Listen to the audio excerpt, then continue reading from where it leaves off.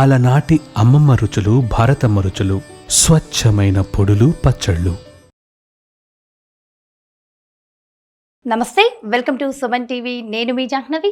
ప్రస్తుతం trader and technical analyst Guruprasad గారు మనతో ఉన్నారు. స్టాక్ మార్కెట్స్ గురించి ఎప్పటికప్పుడు మనకి చెన్నై నుంచి ప్రతిరోజు కూడా డైలీ అప్డేట్స్ ఇస్తూనే ఉన్నారు కదా స్టాక్ మార్కెట్ గురించి గురుప్రసాద్ గారు. సో ఈరోజు డైరెక్ట్గా మనతో ఉన్నారు. సో గురుప్రసాద్ గారితో మాట్లాడేద్దాం. నమస్తే సార్. నమస్తే మేడం. సార్ ఎలా ఉన్నారు సార్? బాగున్నాను మేడం. ఓకే, మీరు ఎలా ఉన్నారు? సార్ సూపర్ సార్, బాగున్నాం సార్. మరి రెగ్యులర్గా కూడా స్టాక్ మార్కెట్ గురించి అప్డేట్స్ ఇస్తూనే ఉన్నారు. మీరు లాస్ట్ టైం వచ్చినప్పుడు నిఫ్టీ గురించి 14,000 వరకు ఉంది, అది 18,000 అవుతుంది అని చెప్పారు.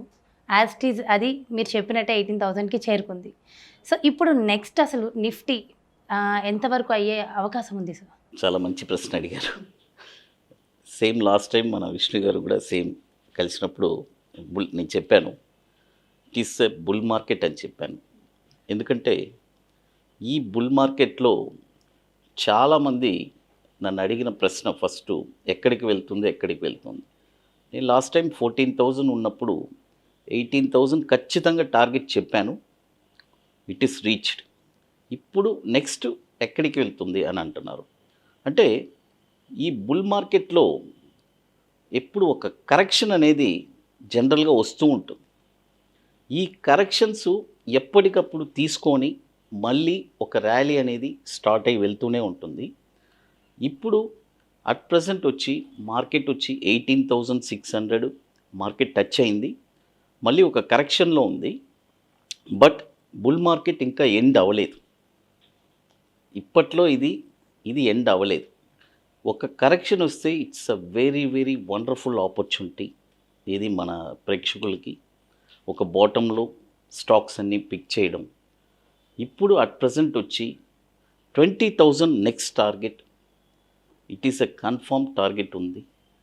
ఆ తర్వాత 20,000 ఎప్పుడు మనకి క్రాస్ అవుతుందో ఒక వాల్యూస్ ఉన్నాయి. అవన్నీ జరిగిన తర్వాత మళ్ళీ మనము 24,000 అనేది ఒక టార్గెట్ అనేది నిఫ్టీకి ఉంది.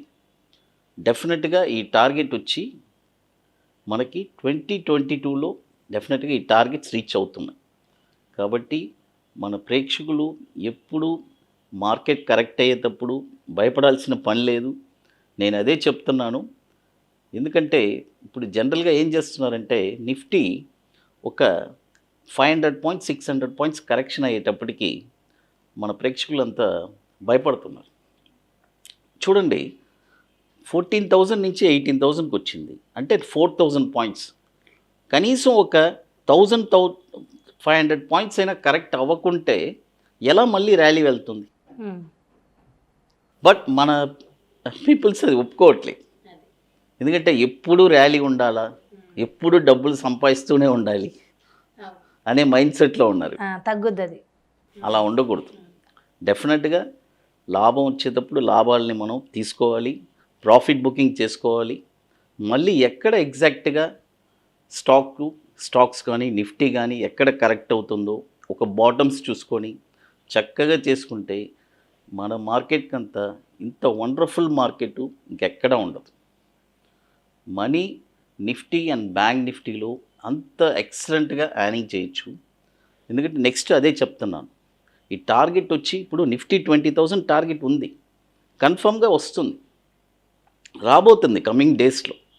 బట్ మన ప్రేక్షకులు ఏంటంటే ఇక్కడ 18,000 నుంచి 17,000 రాకూడదు అంటున్నారు, 16కి రాకూడదు అంటున్నారు, మళ్ళీ 18 నుంచి 20కి వెళ్ళిపోవాలంటున్నారు. అంటే 17, 16కి కూడా వచ్చే అవకాశం ఉందంటారా? అవకాశం ఉంది. ఎందుకంటే అలా వచ్చినప్పుడే ఇంకా హెల్తీ స్ట్రాంగ్ అనమాట నిఫ్టీ. ఎందుకంటే ఒక కరెక్షన్ తీసుకొని వెళ్ళేటప్పుడు ఆ ర్యాలీ చాలా డిఫరెంట్గా ఉంటుంది. ఆ ర్యాలీని ఎంజాయ్ చేయొచ్చు చక్కగా. బట్ మన వాళ్ళు ఏంటంటే ఏకదాటిగా వెళ్ళాలి అంటున్నారు. బట్ ఇట్స్ వెరీ వెరీ చాలా టఫ్ అండి. కరెక్షన్ తీసుకొని చక్కగా మన ర్యాలీస్ అన్నీ వెళ్తుంది. భయపడాల్సిన పని లేదు. నిఫ్టీ చాలా స్ట్రాంగ్గా ఉంది, అంత ఎక్సలెంట్గా ఉంది. కాబట్టి 20,000 ఒక టార్గెట్ ఉంది, మళ్ళీ 24,000 కూడా ఒక టార్గెట్. అంటే ఎంత సమయం పట్టొచ్చు అంటారు?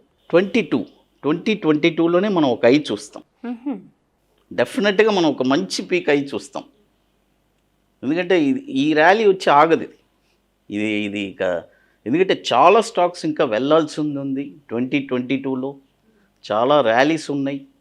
కాబట్టి మనం నిఫ్టీ గురించి మనం ఆలోచించాల్సిన పనే లేదు మేడం. ఓకే, అంటే ఇప్పుడు ఈ 2022లో ఇంకా కమింగ్ సూన్ కాబట్టి అసలు ఏవి ఇంకెక్కువగా బాగుండే అవకాశాలు ఉన్నాయంటారు? ఈ స్టాక్స్ చెప్తున్నారు. స్టాక్స్ విషయాలు స్టాక్స్ చాలా ఉన్నాయి మేడం, ఒకటని కాదు.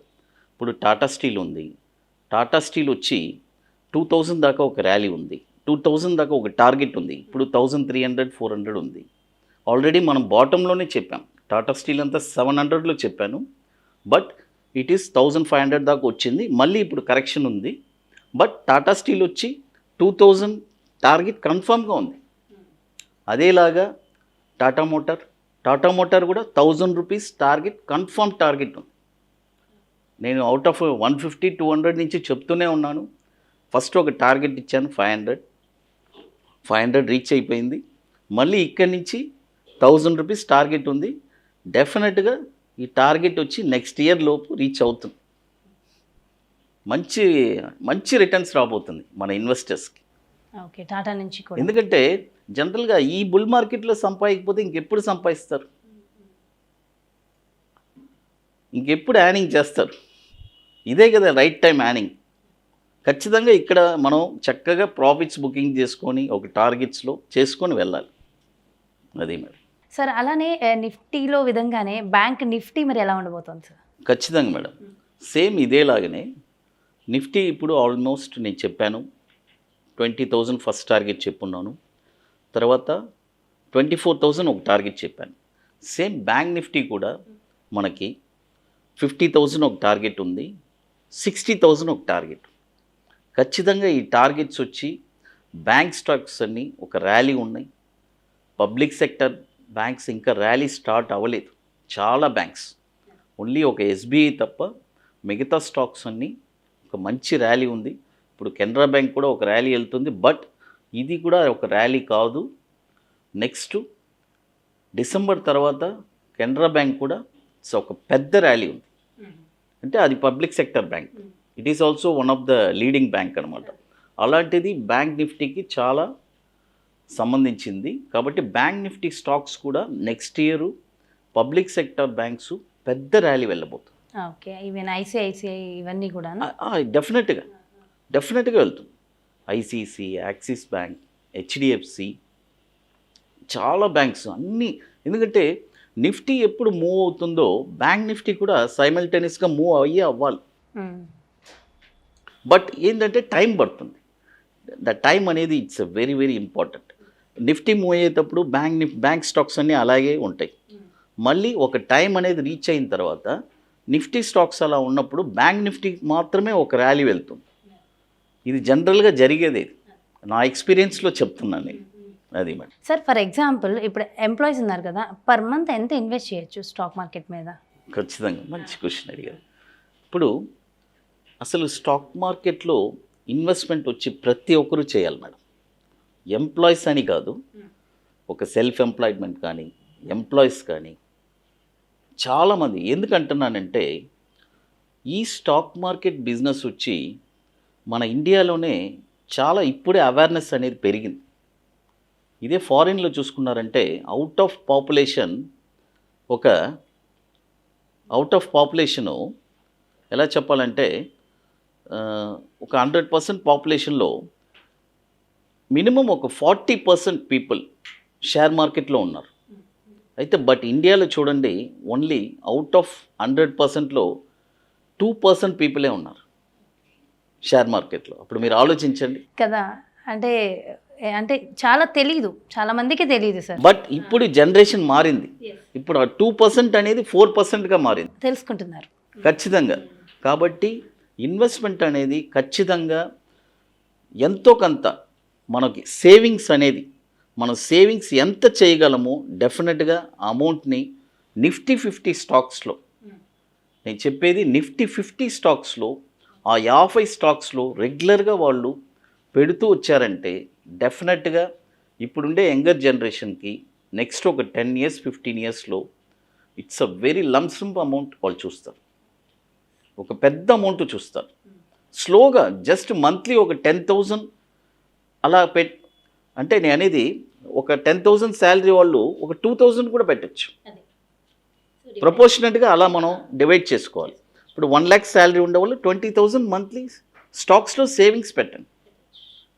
మీరు డైరెక్ట్గా మ్యూచువల్ ఫండ్స్లో పెట్టడం కంటే డైవర్సిఫికేషన్ చేసి 20,000 నిఫ్టీ 50లో పెట్టండి. మ్యూచువల్ ఫండ్స్ ఇచ్చే రిటర్న్స్ కంటే ఈ రిటర్న్స్ 100 times మీకు ప్రాఫిట్ వస్తుంది. 100 times. ఎందుకంటే చెప్తున్నాను, ఎందుకంటే వాళ్ళు కూడా ఇదే కదా చేసేది. వాళ్ళు కూడా ఏం చేస్తున్నారు, బట్ వాళ్ళు ఎక్స్పీరియన్స్. అందుకని నేను మ్యూచువల్ ఫండ్స్ వాళ్ళు నేను తక్కువ అని చెప్పట్లేదు, బట్ స్టాక్స్ వల్ల ఇంకా ఎక్కువ వస్తుంది. అందుకని మేడం. సూపర్ సార్, చాలా చక్కగా చాలా క్లియర్గా ఎక్స్ప్లెయిన్ చేశారు sir. Thank you so much. Thank you. నమస్తే.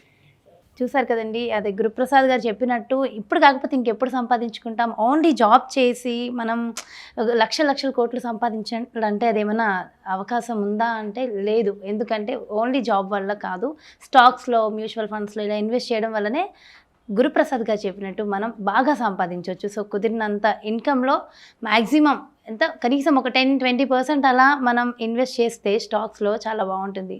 సో అందరికీ వీడియో నచ్చిందని అనుకుంటున్నాం. మరి బ్యూటిఫుల్ వీడియోతో మళ్ళీ మీ ముందుకు వచ్చేస్తాం. అంతవరకు సెలవు. నమస్తే.